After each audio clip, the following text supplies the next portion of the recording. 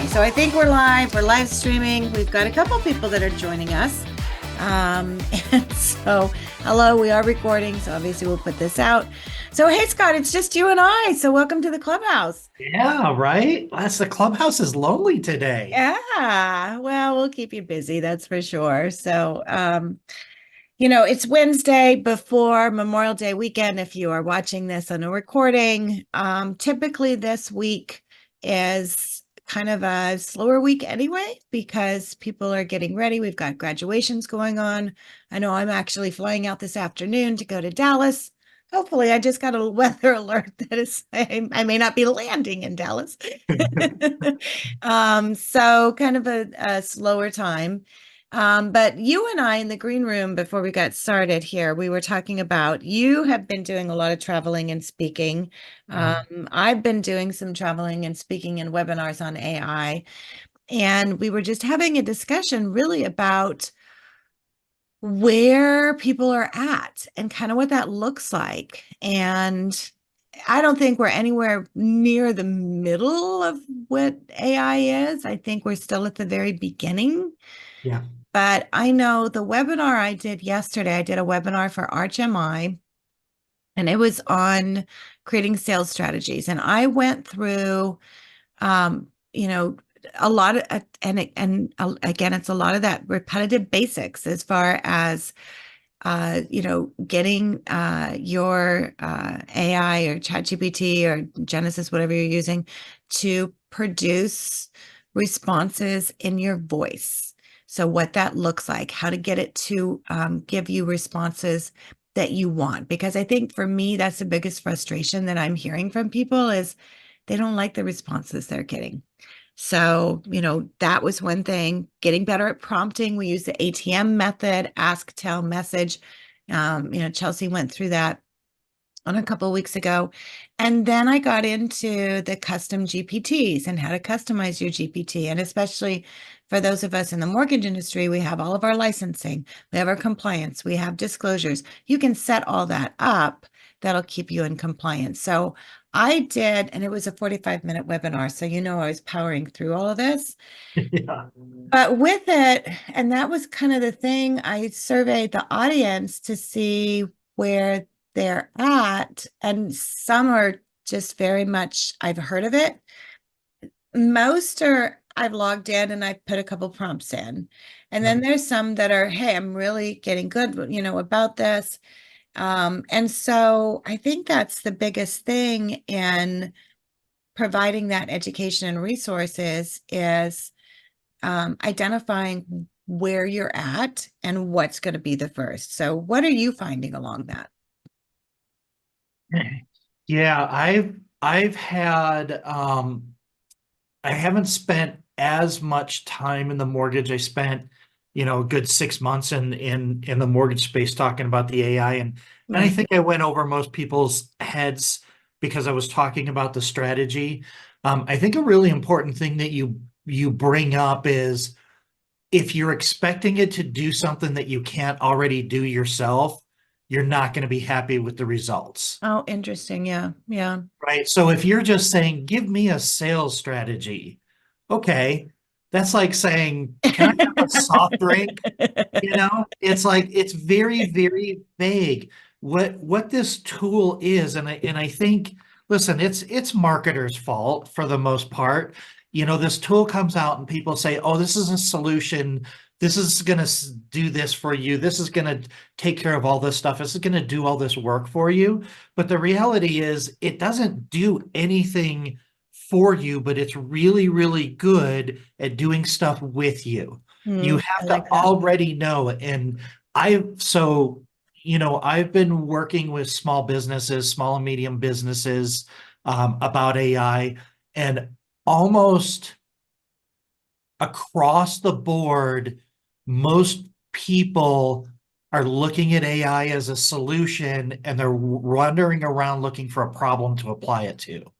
Oh, interesting. Yeah. And I think that's where and you nailed it. We've only scratched the surface of having access to this technology and what it even means to our businesses. But Right. right now in its current state, it's really good at taking something that you're already doing in your business and either allowing you to hand that off to a virtual assistant easier, or cut your time in half or 2/3 that it takes you to do that thing that you're currently doing. And I think if you go into it with that mindset is how does it make me more efficient or help me to delegate, I think you're going to get a lot more excited about what this technology can do for you. But if you're going into it and just saying, okay, how can you grow my business in a channel that I've never even thought about before? You're not going to be happy with your engagement with the tool. If you're like, give me Right. an idea for something that I'm not doing right now, it's Yeah. just so that's mostly what I'm seeing is people trying to figure out how to use it. But once you get that conversation and you go in there and you start using it, you're just like, yeah, I get this now. Yeah. Like that just took me a lot less time to plan out, this month's, the quote part or half of my social media posts that aren't going to be timely and relevant and super personable. I just got all those wiped out and I did all those in 2 hours for the next month. Yeah, Right. but that's not all your social media. It's your filler stuff, right? Exactly. Right? Yeah. Well, and that's it. So identifying how are you going to use Fred, it? So Fred, yeah, has cut time spent by 50% on tasks. And that's it. So Fred, you bring a very good point is it is identifying those tasks. And so what are those tasks? Marketing, social media, that is one of the easiest things when you look at. I'm going to ask, so Fred, I don't know. I can bring you on camera. I don't know if you're at a point where you want to be brought on camera. If you can, let me know and we'll bring you into the conversation. I think I can bring you in. Oh, he says, sure. Okay. or Okay. So I made you a panelist, so you should be able to, yep, you can join. It's always good to see my friend Fred. But a very valid point is finding what those tasks are that you can do to be able to do that. There he is. Hello, my friend. Okay, Hello there. for those of you who are joining, this is Fred Kreger, longtime leader, educational advocate. I know you served for the California Association president, the NAM president, so been involved in the mortgage industry. So always glad to have you. And nice little It's either Hulk Hogan or Sam Elliott. So depending on who your can't go fan wrong is. with either one. well, I don't know, Sam Elliott. You can read me the phone book with that voice. So, Right. Absolutely. so Fred was just typing in our chat here, talking about the AI technology has cut the time spent 50% on tasks. So, what are some of those tasks? So really, it's funny is, I wrote down all the notes over the last couple of weeks. So believe it or not, I use Claude, use ChatGPT, and I'm using Meta AI for the Imagine. And if you look at some of the posts and some of the pictures that I'm using, it's amazing what they have created. And so that way, even my analysis, so what I do on Claude, I upload a document, right, on a PDF, and I actually have it put together like I'm going to create an email to a realtor from a loan officer explaining this week's rates. And then I take, the Freddie Mac rate because I want to do a comparison from, this week to next week. And then I give all the important financial information in that PDF that I uploaded to Claude. And it gives me a nice little, email template that is done in 30 seconds. Yeah. And then I upload it to my Total Expert CRM and then I send it off. If I would have had to do that ordinarily, one, my brain function, right? Sometimes, again, right, my thought process, right? Sometimes I speak in bullets, but then I also have to think about, okay, if I need to do this in a professional manner, how am I going to write an email that is actually, coherent, that a realtor will look at and a realtor will understand versus, again, sometimes secondary market analysis is a little different how we read it. Like, Right. what did they just say? Yeah. So That didn't make sense. yeah, and I think that is actually a lot of the parts. Now, it's funny is some of my responses, my own responses, and I'm asked, well, do I use ChatGPT for that response? I'll go like, no, that was me. And I think sometimes, right, people, and what we found too is we're finding in the local market right now, a lot of, I will call it, millennials plus want to meet in person because they're concerned that some of the responses they're getting is AI. So they want to know we're a real person. And and it's interesting because it's actually created. I mean, I'll go back to the whole fax machine. We thought, the fax Yeah. machine was going to eliminate, having to do face to face.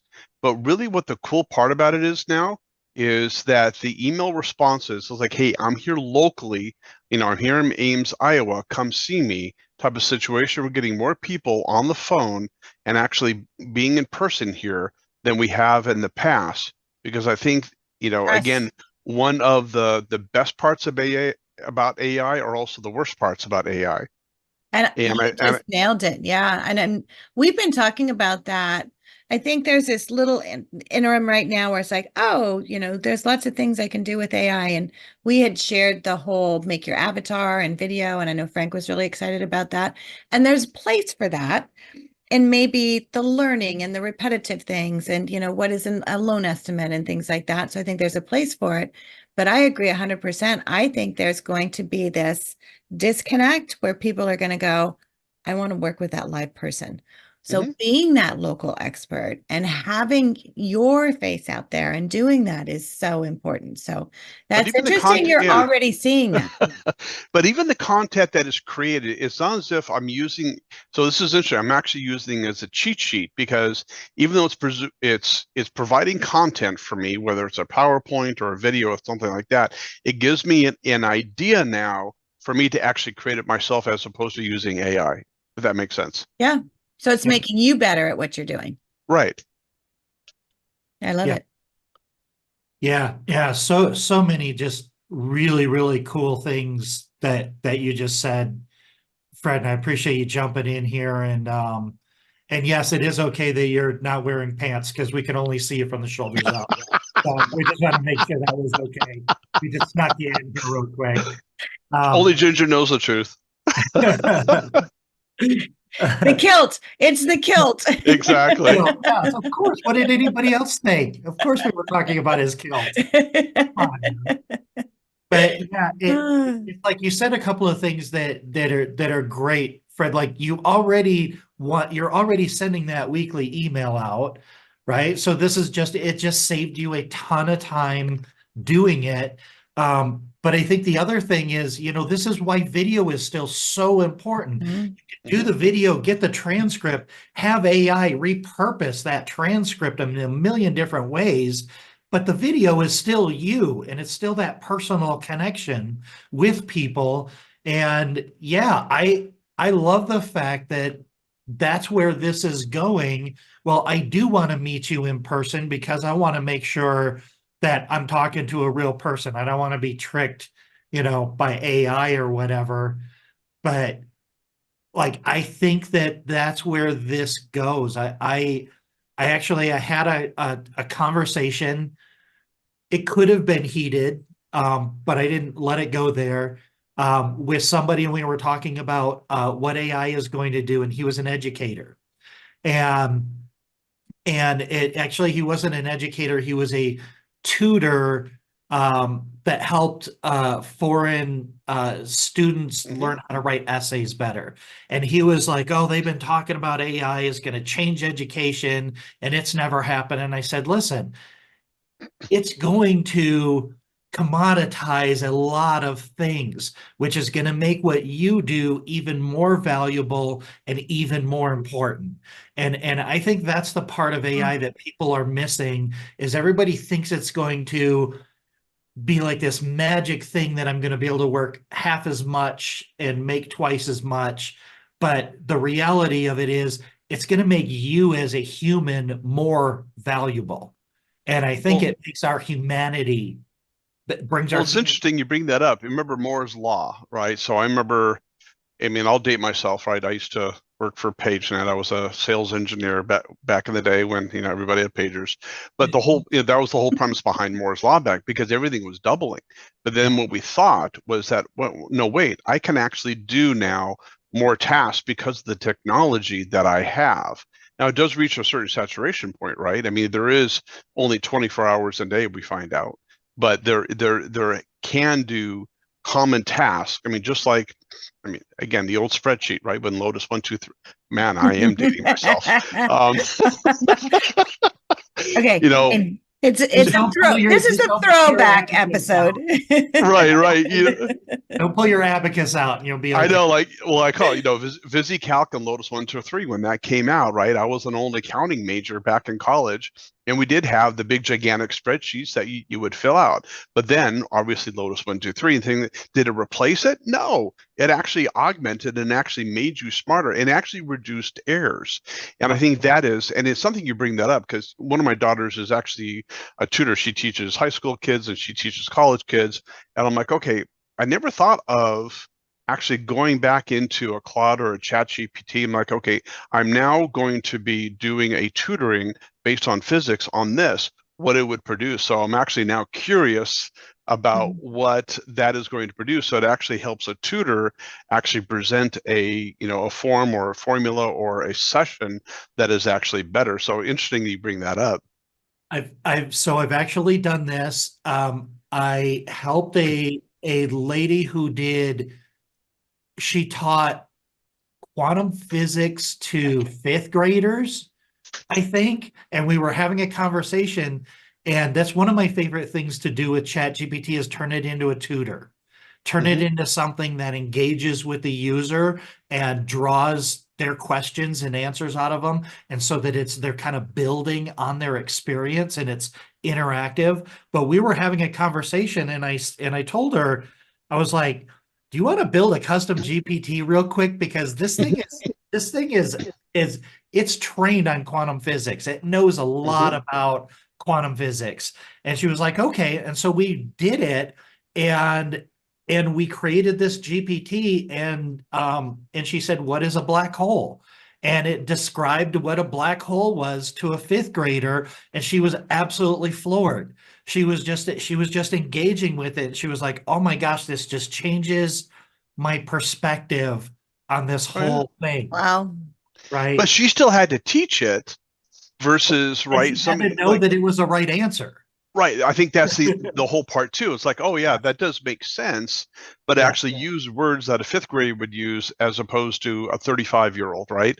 Yeah. And you know, obviously trying to explain things. It's like the old system, like, well, I'm going to teach you the way that you learn, as opposed to I'm going to teach you the way it has to be taught, right? Yeah. Yeah. Well, and I think discovering too, it's like, you can use it for tasks. Here, you taught her how to be able to use it to help her in her lesson planning, to be able to teach. So that's going to save her time, to your point. My son, Blaine, and I, Freddy's coming back to Oregon. After 7 years, 3 times we've tried to bring him back here.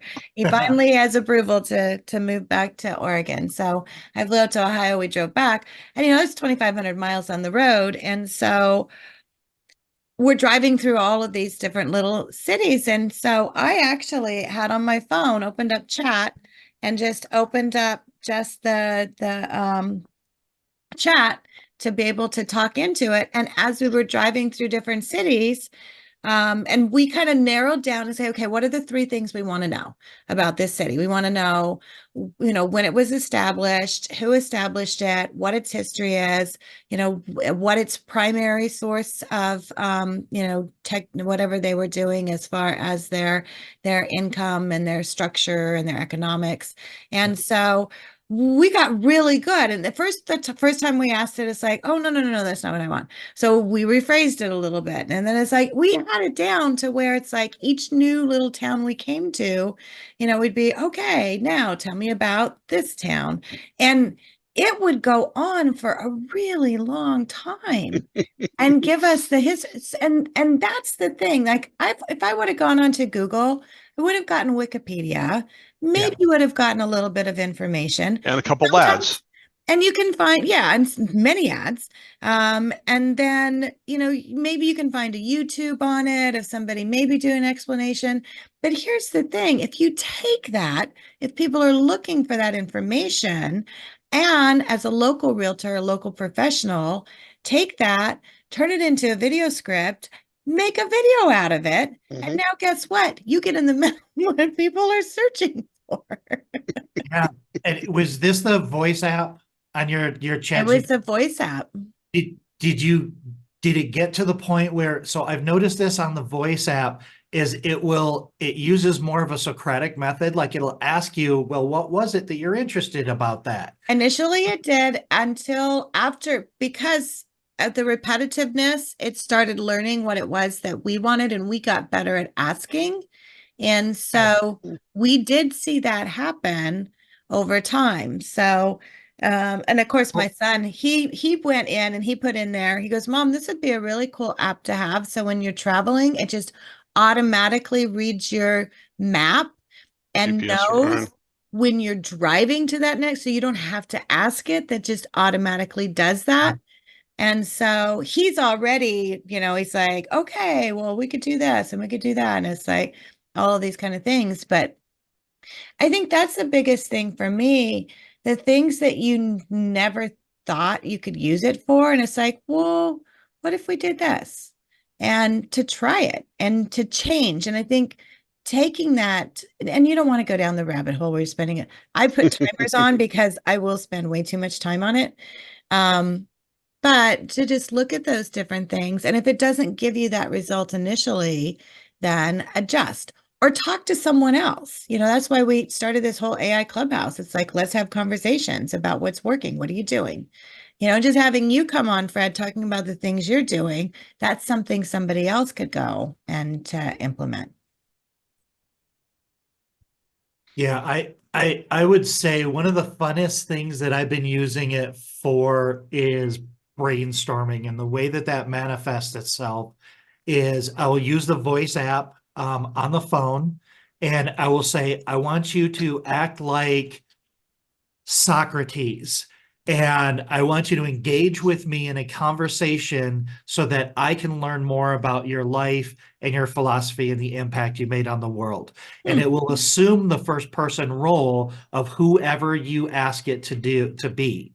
And then you can have a conversation with historical figures, because there's a lot of information on there about historical figures. Yeah. And that's been a really, really cool and interesting way that I've been using it. It is doing it that way and brainstorming with it. And it's absolutely amazing. I belong to a couple of like Reddit. There's some Reddit threads out there that people are really doing some deep diving and really having some deep existential conversations with AI that are super fascinating. But at the end of the day, what I find when I go down that path is it's just a reflection of my own intent and my own imagination. Right. It's just showing me back what it thinks that I'm asking. And like you both mentioned, it forces me to think differently about phrasing that question. At the end of the day, for me, this is a tool that's going to teach us how to communicate our thoughts and our ideas better. Mm-hmm. Because the better you can communicate your ideas, the better the result. And wouldn't that be a helpful thing to know, just in communicating? Like, we've got a whole world of whole generations that are trained on 30-second TikTok videos and, have the attention span of 15 seconds. And this tool is a different type of tool, and it forces us to think more about how we phrase things and really be able to structure our thoughts in a way that we can communicate them so that they can be better understood. And it doesn't have to be AI that's going to help us in our communication with other people. I think it's interesting you bring that up. I think it is a prompt tool, right? Like anything else. Like, and you know this, Ginger, from back in the day with it's like if you're given a one sentence prompt, that actually helps you in a conversation, right? Remember our boys from Intuvo, right? It was that you would pop up in the morning like, okay, so this is my one sentence when I call this particular client.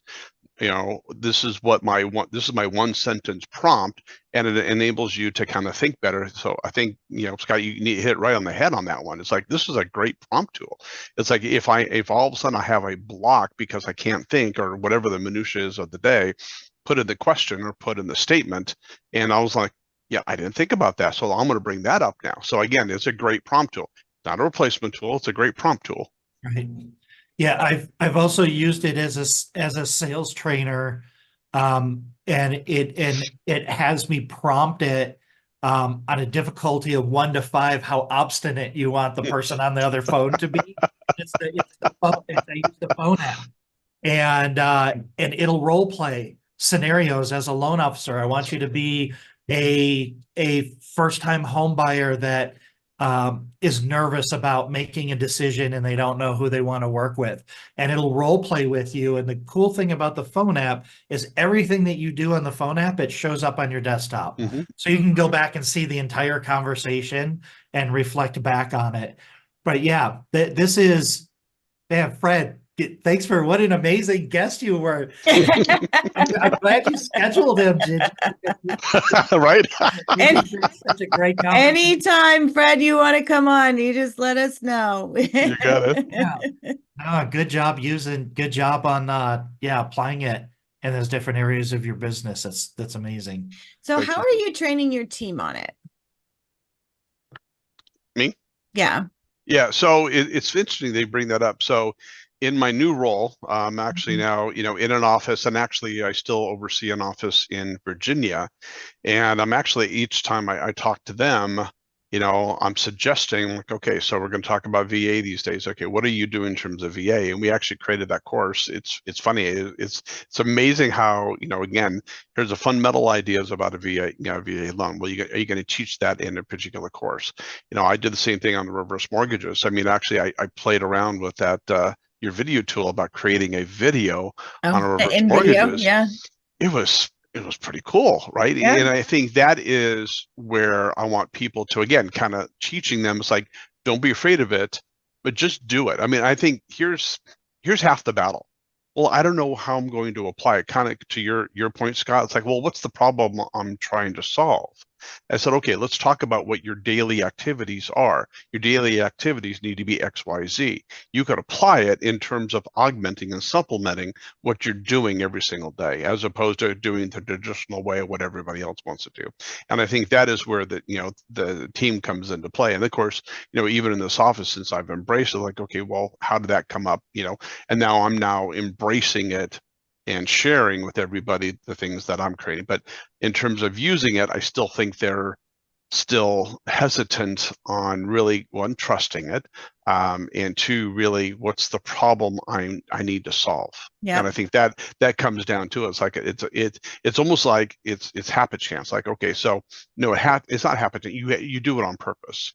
So what are some of the things that you could do to have it open on a daily basis and ask it questions? So again, kind of like the machine learning. Well, it's learning you now, right? Yep. And that's what it does for sure. Well, Fred, thank you so much for hopping on and being our special surprise guest today. My pleasure. Thank you. And you guys, listen, have a great Memorial Day weekend. We will see you all here next Wednesday. Scotty, thank you as always. Of course. Thanks. Okay, bye. Bye.